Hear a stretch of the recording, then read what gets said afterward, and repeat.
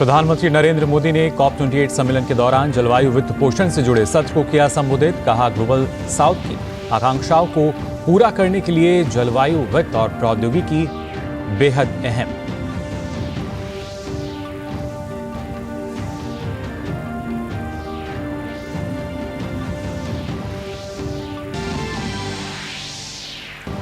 प्रधानमंत्री नरेंद्र मोदी ने विश्व जलवायु कार्रवाई शिखर सम्मेलन को किया संबोधित। कहा, वैश्विक कार्बन उत्सर्जन कम करने के लिए भारत प्रतिबद्ध।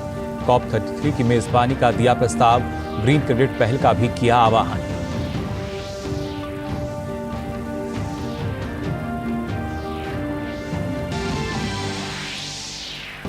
प्रधानमंत्री नरेंद्र मोदी ने संयुक्त राष्ट्र महासचिव एंटोनियो गुटेरेस से की मुलाकात। अहम मुद्दों पर हुआ विचार विमर्श। कई वैश्विक नेताओं से भी मिले पीएम। संबंधों को और मजबूत करने के लिए जताई प्रतिबद्धता।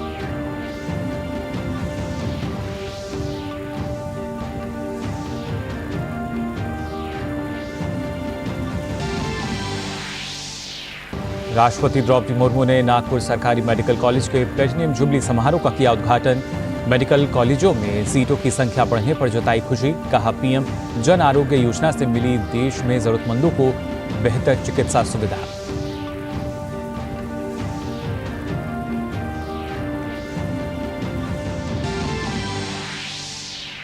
भारत और ऑस्ट्रेलिया के बीच चौथा T20 मैच रायपुर में आज। 5 मैच की सीरीज में भारत 2-1 से आगे। सीरीज जीतने के लिए टीम इंडिया के इरादे बुलंद।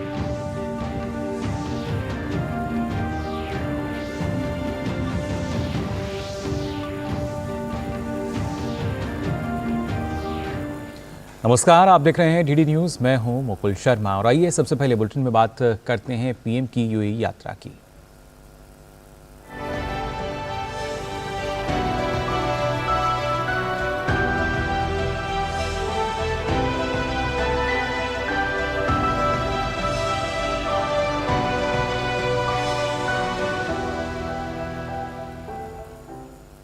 प्रधानमंत्री मोदी ने COP28 सम्मेलन के दौरान जलवायु वित्त पोषण से जुड़े सत्र को संबोधित किया।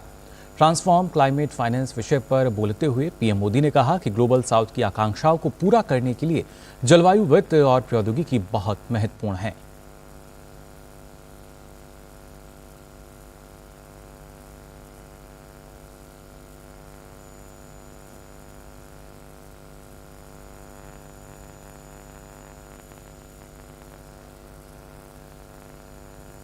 ग्लोबल साउथ के तमाम देशों की क्लाइमेट चेंज में भूमिका बहुत कम रही है, पर क्लाइमेट चेंज के दुष्प्रभाव उन पर कहीं अधिक है। संसाधनों की कमी के बावजूद ये देश क्लाइमेट एक्शन के लिए प्रतिबद्ध है। ग्लोबल साउथ की आकांक्षाओं को पूरा करने के लिए क्लाइमेट फाइनेंस और टेक्नोलॉजी बहुत ही जरूरी है। ग्लोबल साउथ के देशों की अपेक्षा है कि क्लाइमेट चेंज का मुकाबला करने के लिए विकसित देश उनकी अधिक से अधिक मदद करें। ये स्वाभाविक भी है और न्यायोचित भी है। प्रधानमंत्री मोदी ने जलवायु वित्त पोषण की दिशा में यूएई की पहल का स्वागत किया। पीएम ने आशा जताई कि COP28 से महत्वपूर्ण बिंदुओं पर निर्णायक प्रगति होगी। हम उम्मीद करते हैं COP समिट से क्लाइमेट फाइनेंस से जुड़े अन्य विषयों पर भी ठोस परिणाम निकलेंगे। पहला, COP28 में new collective quantified goal on climate finance पर वास्तविक प्रगति होगी। दूसरा, ग्रीन क्लाइमेट फंड और एडप्शन फंड में कमी नहीं होने दी जाएगी। इस फंड की त्वरित भरपाई की जाएगी।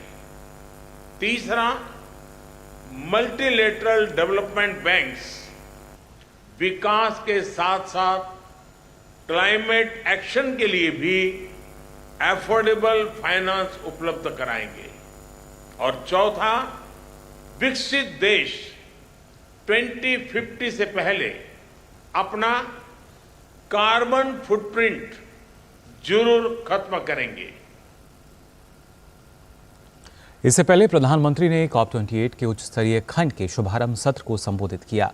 पीएम मोदी ने जलवायु परिवर्तन की चुनौती से निपटने के लिए भारत द्वारा उठाए गए कदमों का जिक्र किया।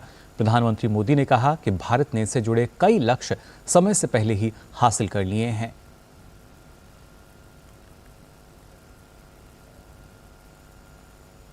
भारत में विश्व की 17% आबादी होने के बावजूद ग्लोबल कार्बन एमिशंस में हमारी हिस्सेदारी ओनली 4% से भी कम है। भारत विश्व की उन कुछ इकोनॉमीज में से एक है जो एनडीसी टारगेट्स को पूरा करने की राह पर है।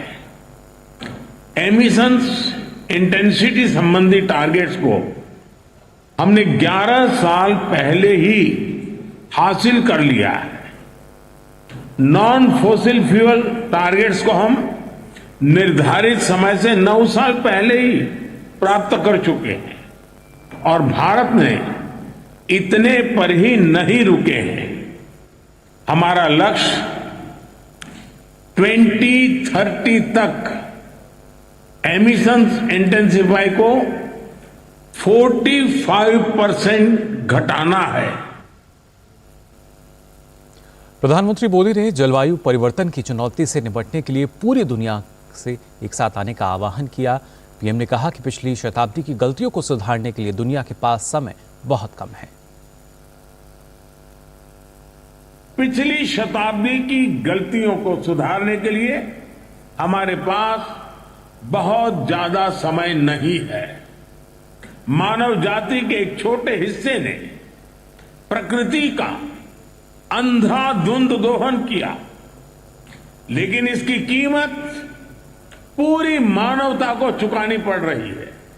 विशेषकर ग्लोबल साउथ के निवासियों को सिर्फ मेरा भला हो, ये सोच दुनिया को एक अंधेरे की तरफ ले जाएगी। इस हॉल में बैठा प्रत्येक व्यक्ति, प्रत्येक राष्ट्राध्यक्ष बहुत बड़ी जिम्मेदारी के साथ यहां आया है। हम में से सभी को अपने दायित्व निभाने ही होंगे। पूरी दुनिया आज हमें देख रही है।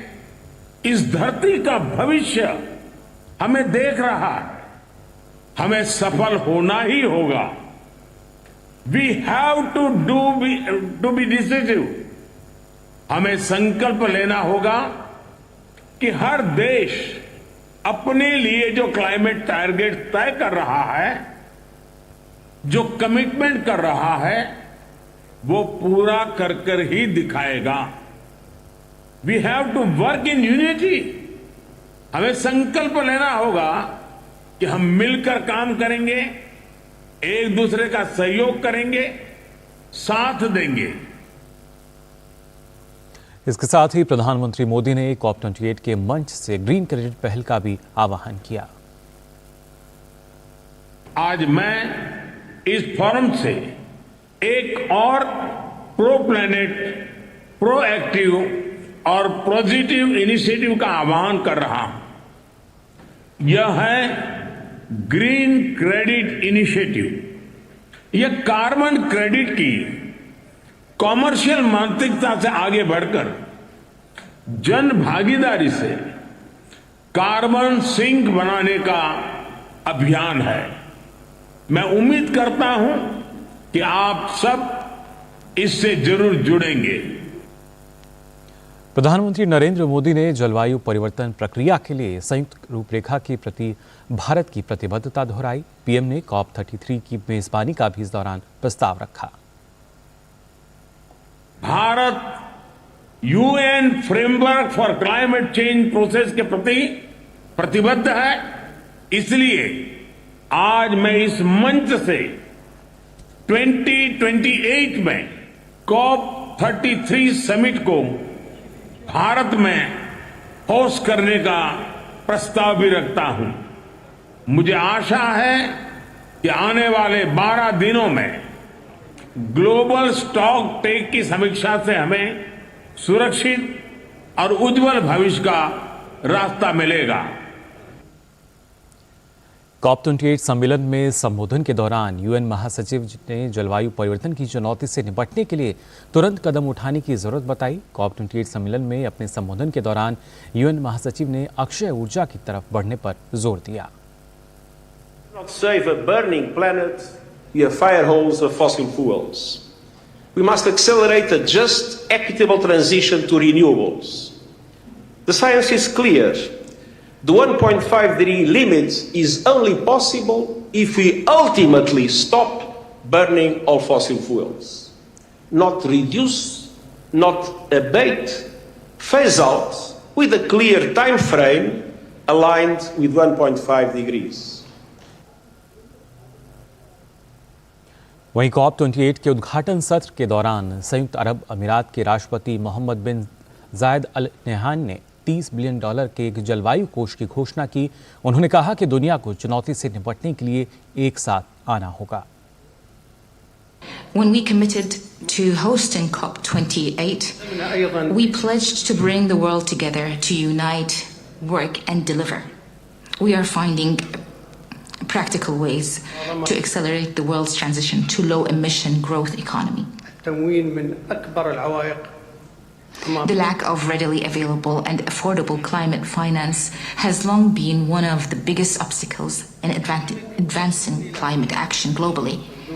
Therefore, I am pleased to announce the establishment of a $30 billion fund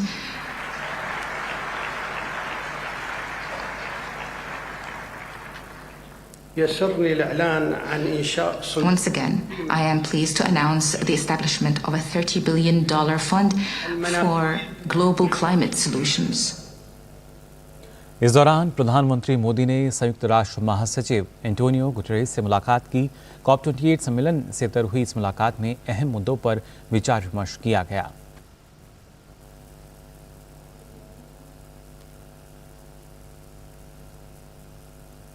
प्रधानमंत्री मोदी ने ब्रिटेन के अपने समकक्ष ऋषि सुनक से दुबई में मुलाकात की। सोशल मीडिया प्लेटफॉर्म एक्स पर मुलाकात की तस्वीर साझा करते हुए पीएम मोदी ने लिखा, भारत ब्रिटेन की मजबूत दोस्ती आने वाली पीढ़ियों के लिए बेहतर भविष्य बनाने में मदद करती है। साथ ही प्रधानमंत्री मोदी ने ब्रिटेन के विदेश मंत्री डेविड कैमरून और पूर्व प्रधानमंत्री टोनी ब्लेयर से दुबई में मुलाकात की। पीएम ने सतत विकास की दिशा में काम करने के उनके जज्बे को सराहा।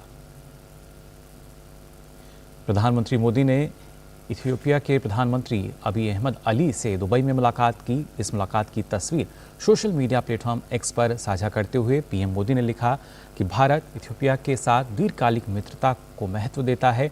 इस रिश्ते को मजबूत आपसी सहयोग समृद्ध करता है।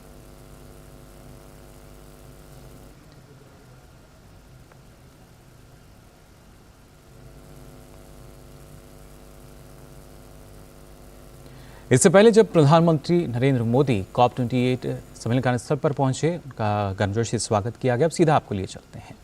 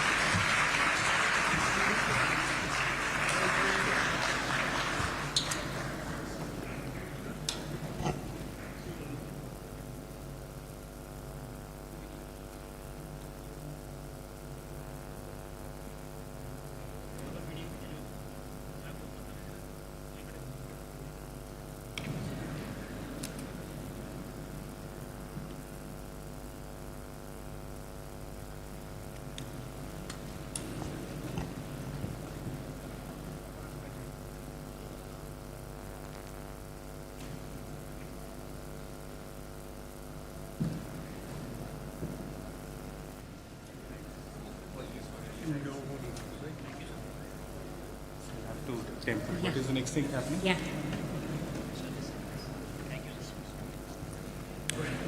There are only two people.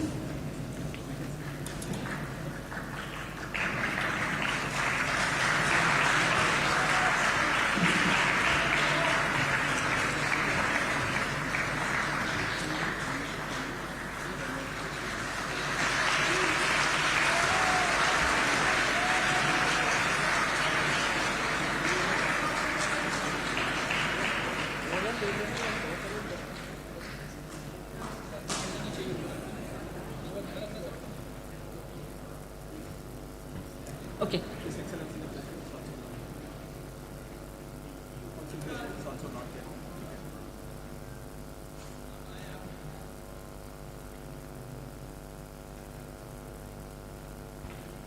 Dignitaries and guests, I would request you to please be seated so that we can begin this program. So, namaste and a very good evening to everybody. Welcome to the high-level event launch for the Green Credit Initiative, which is co-hosted by India and the United Arab Emirates.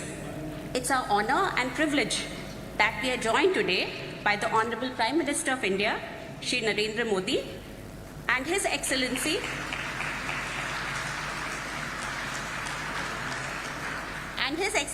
Ulf Kristersson, Prime Minister of Sweden,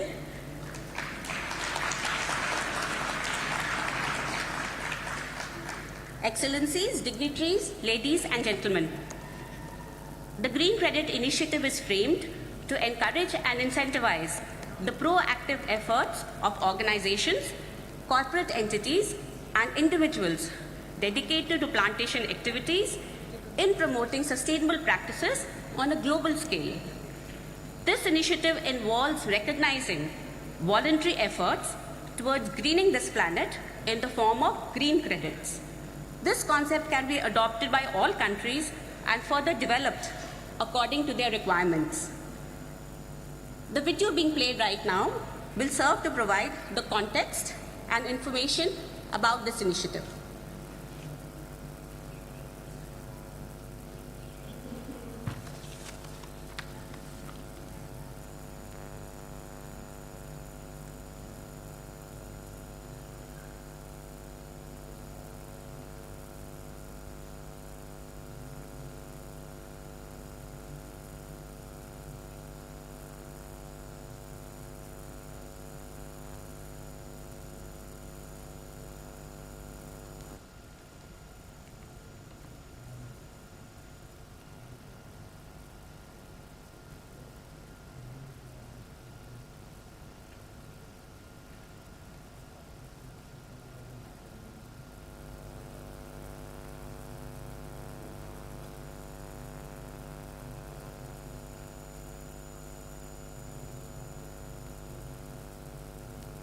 I apologize for the lack of sound in the video, and maybe we can try it again.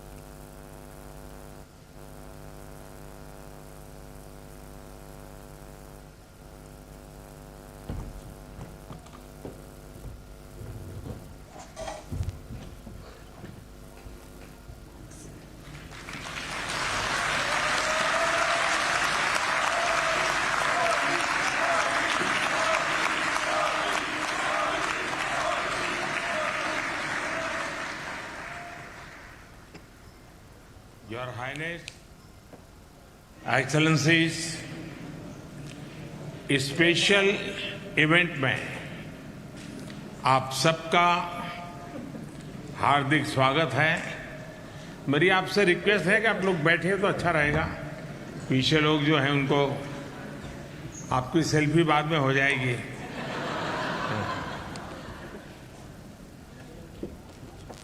मेरे brother और UAE के राष्ट्रपति his highness Sheikh Mohammad बिन जायद के समर्थन के लिए मैं आभार व्यक्त करता हूं।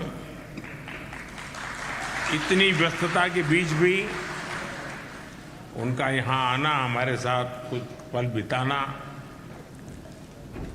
और उनका समर्थन मिलना, ये अपने आप में बहुत बड़ी बात है। यूएई के साथ इस इवेंट को को होस्ट करते हुए मुझे बहुत खुशी हो रही है। मैं स्वीडन के प्रधानमंत्री उल्फ क्रिस्टरसन का इस इनिशिएटिव से जुड़ने के लिए भी आभार व्यक्त करता हूं। फ्रेंड्स, मैंने हमेशा महसूस किया है कि कार्बन क्रेडिट का दायरा बहुत ही सीमित है और ये फिलॉसफी एक प्रकार से कॉमर्शियल एलिमेंट से प्रभावित है। मैंने कार्बन क्रेडिट की व्यवस्था में एक सोशल रिस्पॉन्सिबिलिटी का जो भाव होना चाहिए उसका बहुत अभाव देखा है। हमें होलिस्टिक तरीके से नई फिलॉसफी पर बल देना होगा और यही ग्रीन क्रेडिट का आधार है। मानव जीवन में आमतौर पर 3 प्रकार के चीजों का हम अनुभव करते हैं। हमारे स्वाभाविक जीवन में भी जो लोगों को हम देखते हैं तो 3 चीजें हमारे नेचर सामने आती हैं।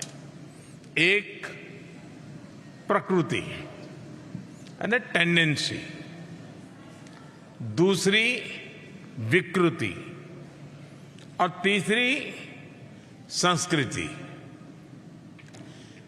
एक प्रकृति है,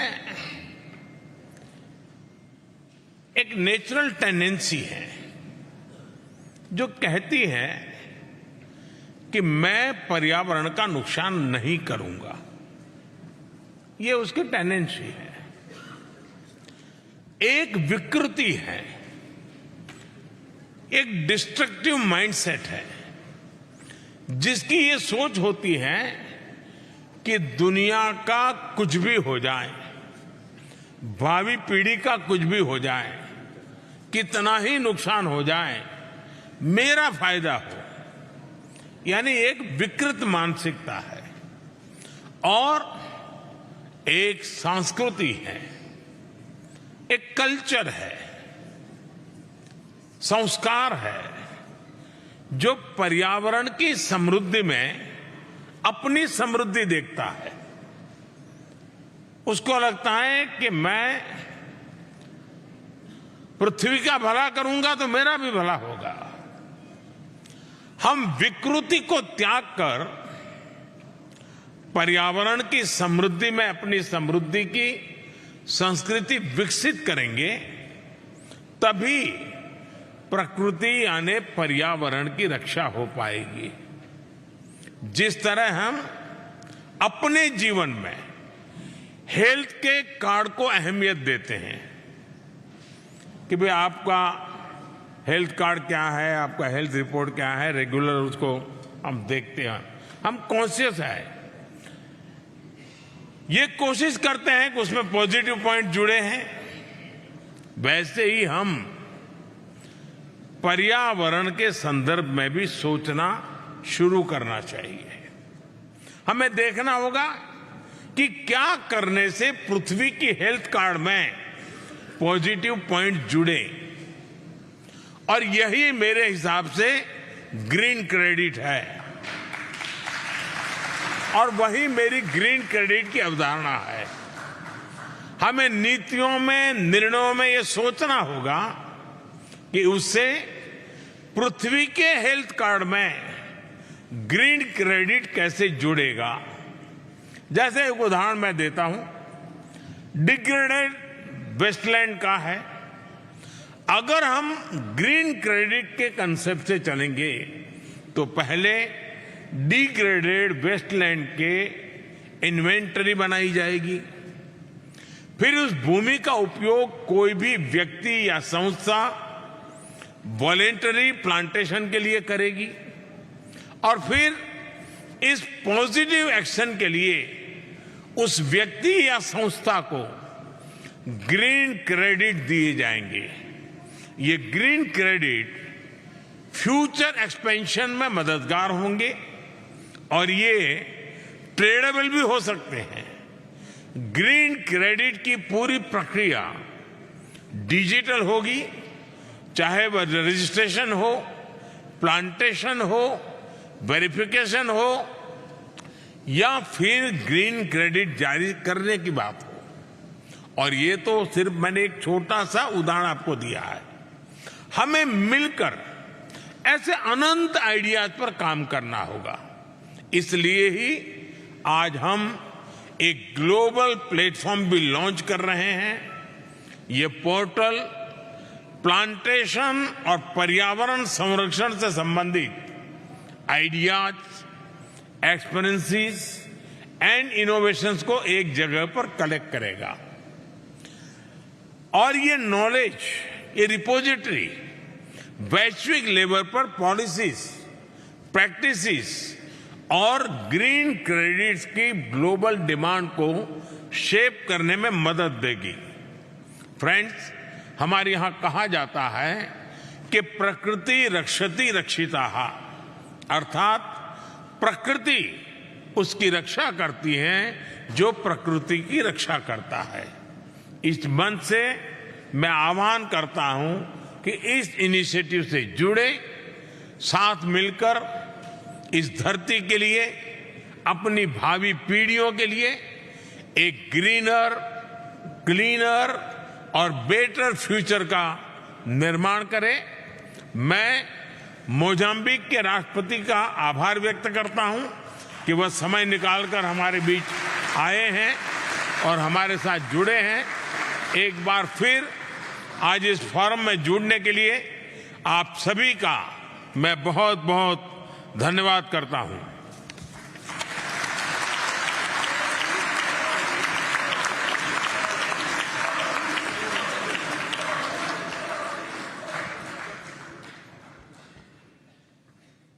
Thank you, Honorable Prime Minister Ji, for your inspiring and very motivating works. We resolve to work hard to take your initiative ahead in the coming days. I take this opportunity also to welcome the President of Mozambique, His Excellency, Mr. Filipe Nyusi.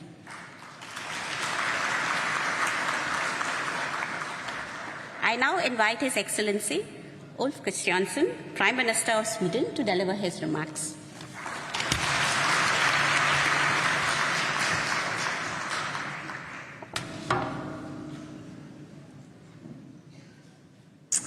Thank you so much, Excellencies, ladies and gentlemen, distinguished colleagues. We would like to thank our hosts and dear colleagues of India for this invitation to this event on enhancing climate action.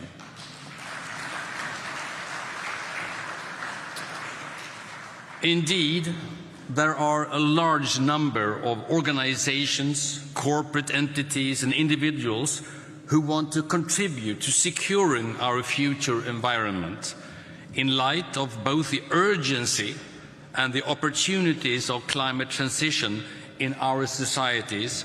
We see the Green Credit Initiative as a promising additional tool to enhance climate action. The Green Credit Initiative could lower the thresholds and show how both companies, authorities, and people can take concrete action. Through the Swedish initiative, the Climate Leap, we know that supporting action really can make a big difference. Since 2015, this Climate Leap, we have financed over 5,000 collected actions for climate mitigation. Together, these actions have reduced the climate emissions with 3.3 million tons per year. The cost is less than $35 per ton. The largest reduction in emissions as a result of the Climate Leap are expected within transportation, waste management, and biogas production, similar to the focus areas of the Green Credit Initiative. So we welcome this dialogue by India to promote global partnerships, cooperation and engagement through exchange of knowledge, experiences and best practice. We already share experiences of fruitful collaboration through Lead It, and we are looking forward to enhancing climate action together with others who also realize both urgency and possibility. We look forward to take more climate action together. Thank you so much.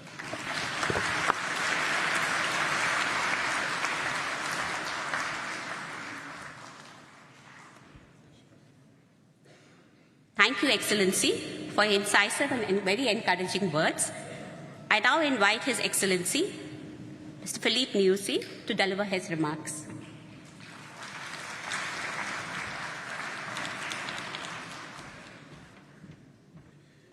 Thank you. Sorry, my dear friend and brother, Modi.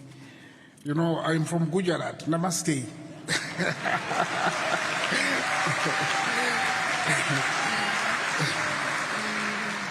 His Excellency Narendra Modi, Prime Minister of India, Excellencies, heads of state and government, ladies and gentlemen, I thank both President Sheikh Nayan and the Prime Minister Modi for inviting Mozambique to this higher-level event on Green Credit Initiative. Mozambique is very committed to protect forest ecosystem because of the benefits to humankind. In the Mozambique forest ecosystem play a critical role for the life of our people because many of our people live in rural areas and depend on forest natural resources. Your Green Credit Initiative is aligned with Mozambique initiative of sustainable management of the Miombo forest. The Miombo Forest Initiative was formally endorsed by the Maputo Declaration last year, together signed by 11 countries in SADC region, namely Mozambique, Angola, Botswana, DRC, Congo, Malawi, Namibia, South Africa, Tanzania, Zambia, and Zimbabwe. The Miombo is the largest tropical forest ecosystem, and it is home of more than 300 million population. We are here to support this Green Credit Initiative and also to ask you to accept Mozambique initiative on the Miombo Forest as part of this large initiative by India and the United Arab Emirates. In partnership with the International Conservation Foundation, ICCF, Mozambique will host an international conference on the Miombo Forest next year in April in Washington, D.C., to mobilize funding and international collaboration.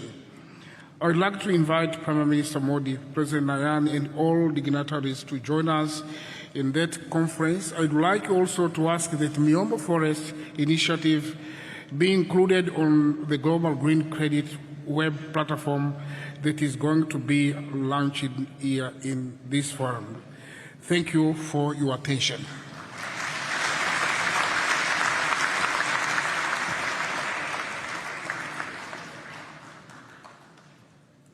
Thank you, Your Excellency, for your very insightful comments. I now invite His Excellency Charles Michel, President of the European Council, to deliver his remarks.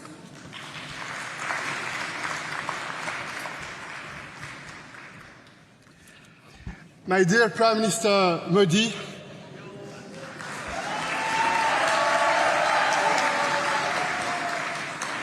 dear President, Prime Minister, Excellencies, ladies and gentlemen, dear friends, it's a great pleasure, it's an honor to be today with you, and I would like to commend, dear Prime Minister Modi, your personal role in chairing the G20. The G20 is an important multilateral body. We were together in your beautiful country a few months ago, and you have seen how with your leadership it is possible to make progress in the right direction. You know that the European Union made a very important choice about 4 years ago when we decided to make Europe the first neutral continent by 2050. This is a very ambitious goal, but we made this decision because we are absolutely convinced that it is our responsibility to prepare the future, it's our responsibility to address climate change, it's our responsibility to mobilize all our efforts to make sure that we will protect the humanity. And on that point, I know that you are all of us exactly on the same page. That's why it's good to join you today to discuss this important topic of green credits, because strong climate action requires strong climate financing. And this financing will not come from one source alone. We must find new and innovative ways to mobilize more financing and to find more sources of income. And that's why I want to be very clear, we welcome this innovative initiative of our partners, because green credits are a great idea to incentivize environmental efforts. But in our opinion, we should also keep 3 key principles in mind to ensure they have a positive impact on climate action. The first one is the system should be robust with a high degree of integrity and transparency. Second, green credits must lead to emission reduction. And third, they cannot be cheap offset schemes that hurt the environment in the long run. And you can count on the EU to support developing countries working to decarbonize their societies. We want to be a reliable and credible global partner. Finally, ladies and gentlemen, I would like to add that the European Union is fulfilling its commitment regarding the 100 billion euros needed for the developed countries. This is a promise we made many years ago, and we are fulfilling on the EU side this very important promise. Second point, loss and damage. You remember that the EU was one of the first countries supporting this idea when it was put on the table. And third point, I would like to use this opportunity because I'm absolutely convinced that we have a problem, ladies and gentlemen, with the Bretton Woods institutions, World Bank and IMF, because those institutions are not prepared for the new world, for the new challenges we face, and that's why the EU is committed to working with all of you to reform those institutions. And I see 2 important challenges. The first one is to make sure that those institutions have the financial means they need to help and to support the developing countries, so that developing countries do not have the responsibility to choose being fighting poverty on the one hand and going green on the other hand. Point 1, it should be a priority for all of us. For instance, you know that in comparison with 70 years ago, the World Bank is 7 times less capitalized. It is showing something about what we need to do in the future. And finally, those institutions should be much more inclusive. They do not reflect the reality of the world we live in. Again, we can count on the EU. We believe in the multilateral approach because this is the European DNA. We believe in working together to address common challenges in a respectful way. Thank you, Prime Minister Modi, for bringing us together today. You can count on the European Union. Thank you for your leadership.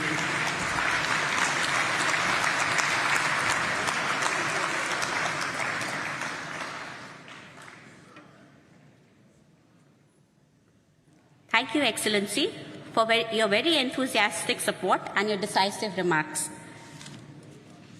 A web platform has also been created to promote global partnerships, cooperation and engagement through the exchange of knowledge, experiences and best practices in policy, planning and implementation of environment-positive actions through programs and mechanisms like green credits. This web platform will serve as a repository of policies and best practices that incentivize environmentally friendly actions and that will catalyze the exchange of knowledge and experiences related to policies, programs and practices that promote afforestation activities. I would now like to request the Honorable Prime Minister of India to launch the web portal.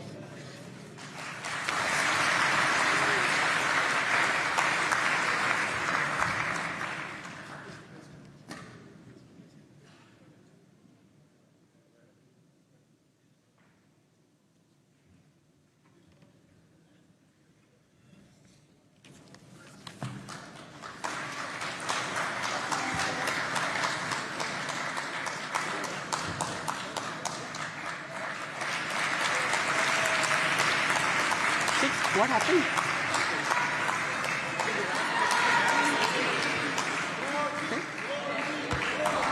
Change it to the...